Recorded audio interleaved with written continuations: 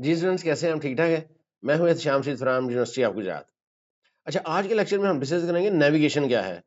Navigation क्या है, Flutter में एक स्क्रीन से दूसरी स्क्रीन में हमें जाना है तो वो कैसे जाना है। तो आइए चलते हैं आज के लेक्चर की तरफ।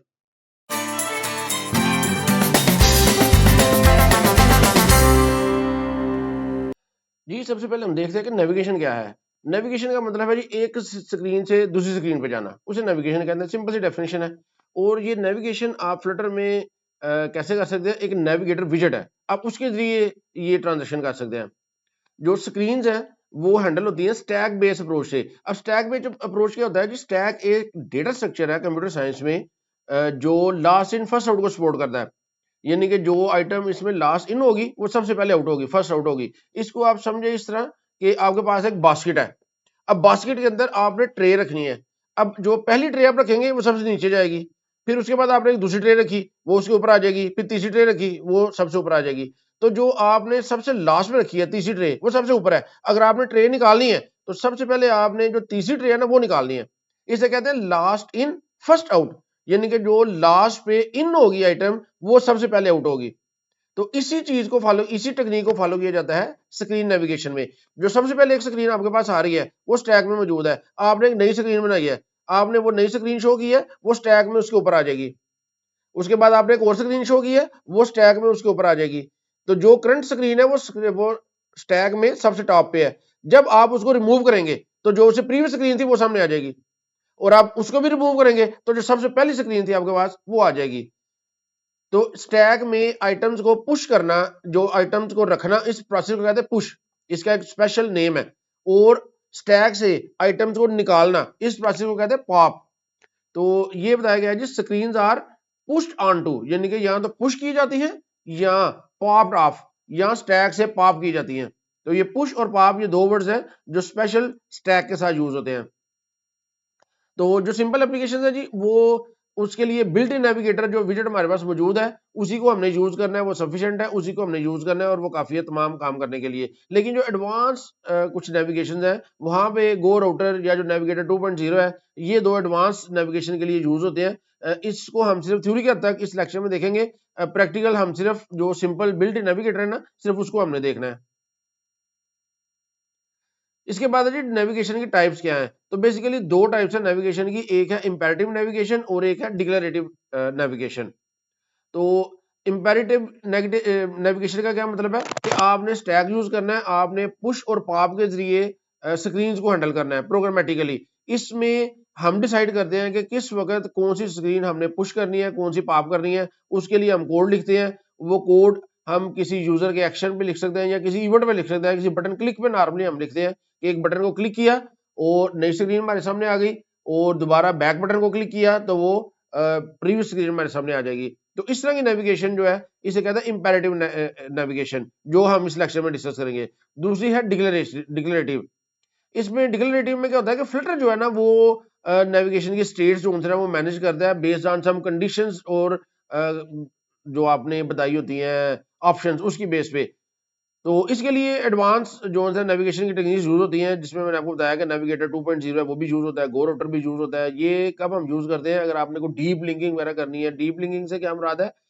इससे मुराद ये है कि आपने कोई अपनी एप्लीकेशन से कोई दूसरी एप्लीकेशन ओपन करनी है। फॉर एग्जांपल कोई ई कॉमर्स की एप्लीकेशन को आपने ओपन करनी है, कोई व्हाट्सएप की आपने कोई एप्लीकेशन और उसका कोई मैसेज वगैरह को ओपन करना है। तो ये जो एडवांस किस्म की नेविगेशन है ना, वहां पे ये डिक्लेरेटिव नेविगेशन यूज होगी। तो इसको अभी हम सिर्फ ये थ्योरी के हद तक इसको हमने पढ़ना है। अभी हम जो प्रैक्टिकल करेंगे ना वो इंपेरेटिव नेविगेशन में हम सारा काम करेंगे।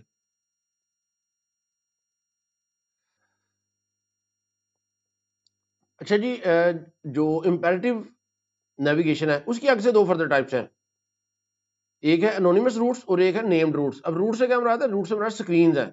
यानी कि अगर आपने 2 3 4 स्क्रीन बनाई हुई है तो उन्हें हम रूट्स कहेंगे। एक होम स्क्रीन है वो एक रूट है, होम रूट है। एक आगे डिटेल स्क्रीन आपने बनाई हुई है वो एक अनदर रूट है।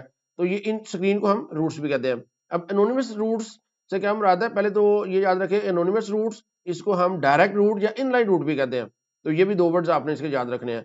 इससे मुराद ये है कि उस रूट का कोई नाम नहीं है और ये इनलाइन कॉल होता है। यानी कि जो ही नेविगेटर दा पुश का फंक्शन कॉल होगा ना, वहां पे ही ये स्क्रीन बनेगी और वो सामने जो है आपके आ जाएगी। इस इसका कुछ स्पेशल जो है वो नेम नहीं होगा। अच्छा जी, नोटिफिकेशन ऑफ कर लें जी। ये सबसे सिंपल है और क्विक वे है नेविगेशन का मुख्तलिफ स्क्रीन के साथ। तो हम एनोनिमस रूट्स को भी देखेंगे और नेम रूट्स को भी देखेंगे। नेम रूट्स में बेसिकली क्या होता है कि आपने जो स्क्रीन बनाई होती है आप उनका नाम रख देते हैं। मटीरियल ऐप विजेट में आप उनके नाम रखते हैं और फिर आप उनके नाम से जो है वो आप कॉल करते हैं। एनोनिमस रूट्स आपने यूज करने हैं तो नेविगेटर डॉट पुश ये फंक्शन आपने यूज करना है। अब देखिए यहाँ पे आपने कोई नाम नहीं बताया स्क्रीन का, उस वक्त जो करंट आप जो स्क्रीन जिसको सामने आना चाहते हैं उस स्क्रीन को उसी वक्त आप डिफाइन करेंगे। जबकि जब आप नेम्ड रूट यूज करेंगे तो आपने नेविगेटर का पुश नेम्ड फंक्शन जो है ना वो कॉल करना है। अब इसमें हमने जो स्क्रीन बनाई होगी ना जो उनको नेम दिए हुए हैं वो हमने नेम यूज करने हैं। तो ये हम देखते हैं जी इस लेक्चर में कि हमने एनोनिमस रूट्स को कैसे कॉल करना है और नेम रूट को जो है वो कैसे कॉल करना है, वो दोनों मेथड हम देखेंगे। अच्छा जी, ये कंपैरिजन इनका थोड़ा सा मैंने बता दिया कि जो सेटअप है एनोनिमस रूट्स के लिए आपने कोई सेटअप नहीं बनाना, जबकि नेम रूट के लिए आपने सेटअप बनाना है, लेकिन वो मटेरियल ऐप के अंदर आपने पहले इसका सेटअप बनाना है। कोड जो है एनोनिमस रूट के लिए आपने इनलाइन कोड लिखना है और नेम रूट के लिए सेंट्रलाइज है, एक जगह आपने बता देना है कि जी क्या क्या हमारे पास स्क्रीन है उनके नाम क्या है। और स्मॉल एप्लीकेशन जो सी है जी वहाँ पे ये एनोनिमस रूट्स यूज होते हैं और जो लार्ज एप्लीकेशन है जी वहाँ पे आपने नेम्ड रूट्स यूज करने हैं। तो अच्छा जी, नेक्स्ट जो है मेन कॉन्सेप्ट है इसके, वो क्या है जी, नेविगेटर क्या है जी, ये एक विजेट है जो रूट्स के स्टैक को मैनेज करता है। अब स्टैक क्या है, मैंने आपको बताया कि स्टैक एक डेटा स्ट्रक्चर है जिसके अंदर स्क्रीन आपने सेव कर रही है, उसको नेविगेटर ने मैनेज करना है। रूट जो है ना ये एक स्क्रीन का नाम है, कोई भी आप स्क्रीन बनाएंगे तो उसे हम एक रूट कहेंगे। पुश उस प्रोसेस का नाम है कि स्टैक में कोई स्क्रीन को रखना, उसे हम पुश कहते हैं, और उस स्टैक से स्क्रीन को निकालना इसे हम पॉप कहते हैं। तो आइए देखते हैं जी प्रैक्टिकल एग्जांपल। अच्छा जी, ये मैंने एक प्रोजेक्ट क्रिएट कर लिया है।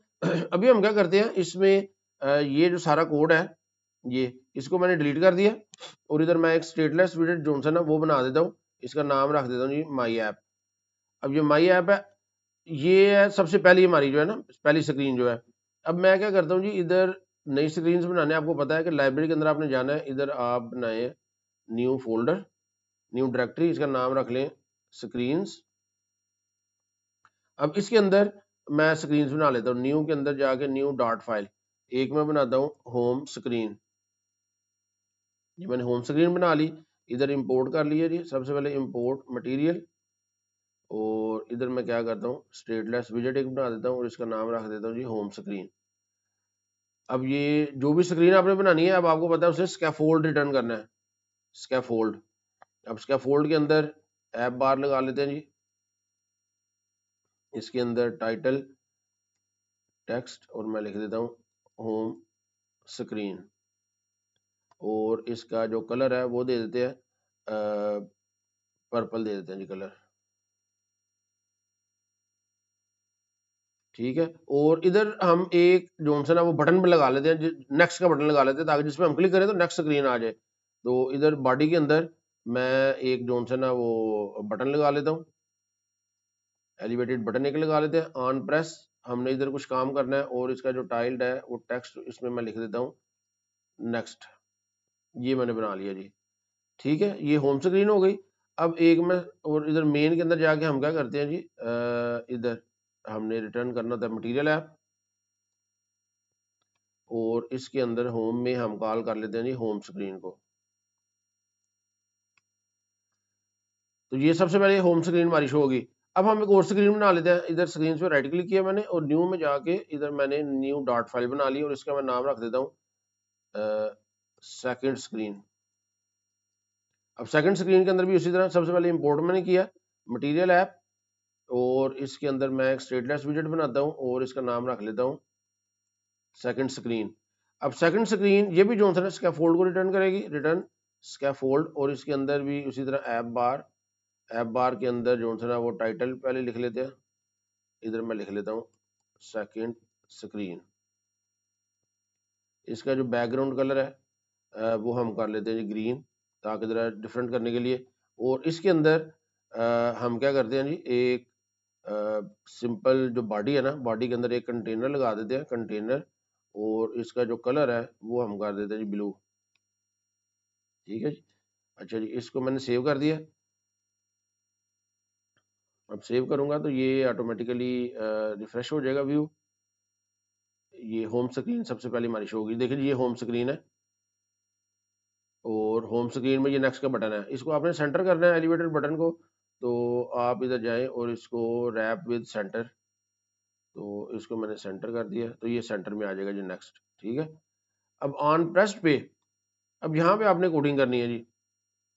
तो इधर मैं क्या करूँगा, मैं नेविगेटर डॉट और इधर पुश का बटन जो है ना वो मैंने यूज करना है, पुश का फंक्शन।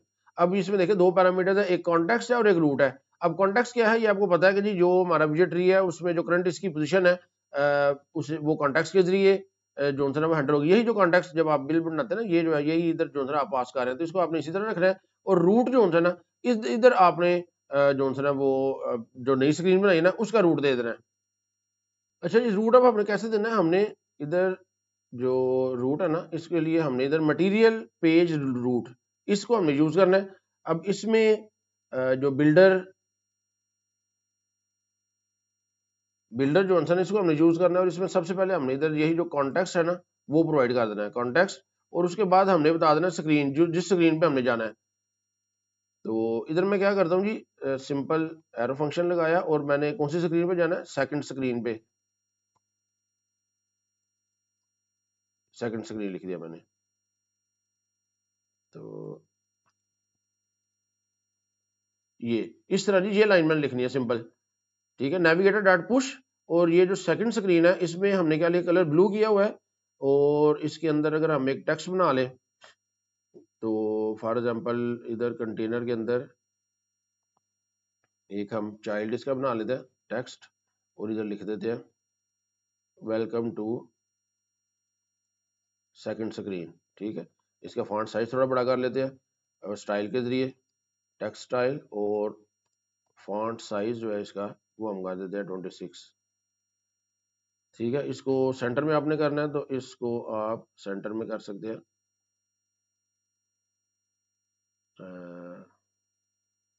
सिंपल कंटेनर को मैंने इधर से कॉपी किया और इधर सेंटर विजेट यूज किया, और इसका जो चाइल्ड है उधर मैंने ये कोड पेस्ट कर दिया। ठीक है जी, तो ये सेंटर हो जाएगा। अब इसको मैंने सेव कर दिया। अब देखिए जी, मैं नेक्स्ट पे क्लिक करता हूँ तो ये देखिए वेलकम टू सेकंड स्क्रीन, ये आ गया आपके पास। ठीक है, अब ये देखिए यहाँ पे बैक का बटन एक ऑटोमेटिकली आपको मिल गया है। आप इसको क्लिक करेंगे ना तो आप ये बैक स्क्रीन पे चले जाएंगे। तो ये फिल्टर को ऑटोमेटिकली पता लग जाता है कि जब आप नई स्क्रीन पे आए हैं तो ये जो नई स्क्रीन जो स्टैक में पुश हुई है उसके प्रीवियस स्क्रीन मौजूद है, तो ये बटन ऑटोमेटिकली आ जाएगा और आप इधर से वापस जा सकते हैं। लेकिन यहाँ पे आप अपनी मर्जी से बटन भी बना सकते हैं।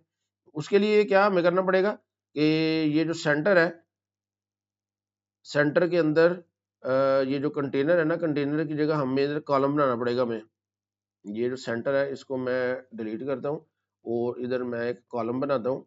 कॉलम, कॉलम के अंदर जो इसके चिल्ड्रन है, पहला जो है ना वो उसी तरह मैं लिख लेता हूँ text welcome to second screen, और इसका स्टाइल हम दे देते हैं जी text style font size 26।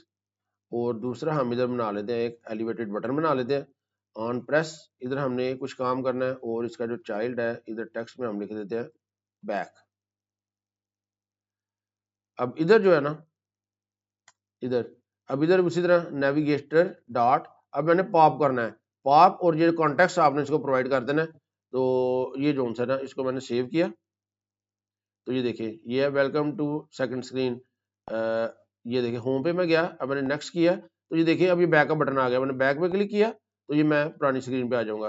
Next पे से इधर, अब ये दोनों बटन मेरे पास मौजूद हैं। ठीक है, ये बैक और ये भी बैक, तो ये दोनों को मैं यूज कर सकता हूँ।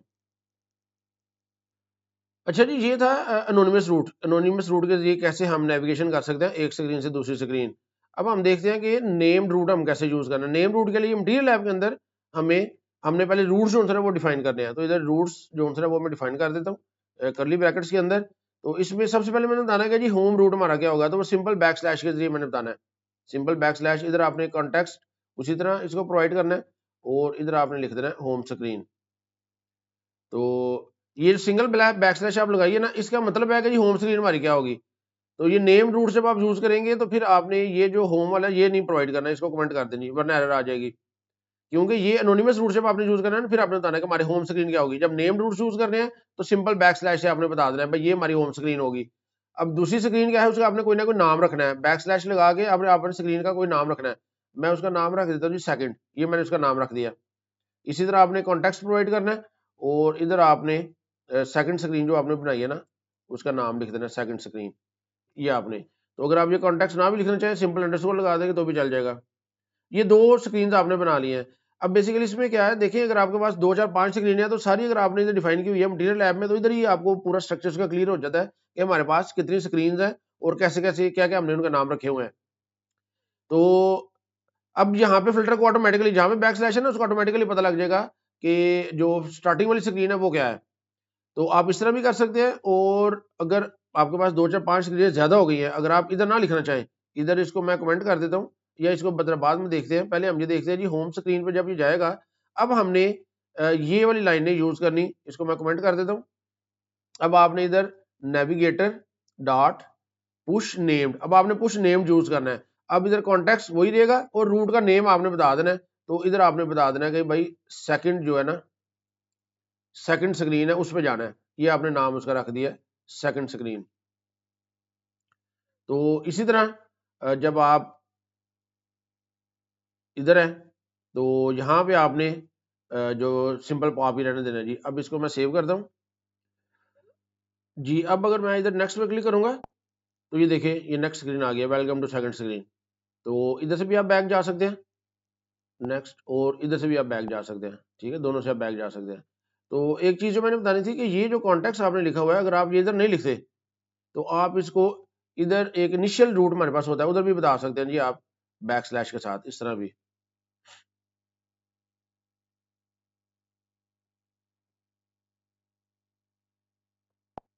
तो ये नेक्स्ट से ये देखिए, ठीक है जी।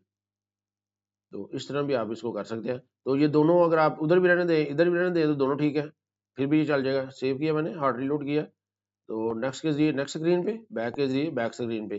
तो इस तरह आप जो है ना वो नेक्स्ट स्क्रीन और बैक स्क्रीन पे जा सकते हैं जी। इसके बाद हमारा एक कॉन्सेप्ट है पुश रिप्लेसमेंट। तो अच्छा जी, जब भी आप एक नई स्क्रीन पे जाते हैं ना तो वो जो पुरानी स्क्रीन है ना वो स्टैक में पुश हो जाती है, नहीं उसके ऊपर पुश होती है, और सबसे जो ऊपर वाली स्क्रीन होती है ना वो आपको नजर आ रही होती है मोबाइल के स्क्रीन पे। तो जब आप पॉप करेंगे तो वो मेमोरी से स्टैक से निकल जाएगी और जो उसके बाद टॉप पे होगी ना वो आपको नजर आनी शुरू हो जाएगी।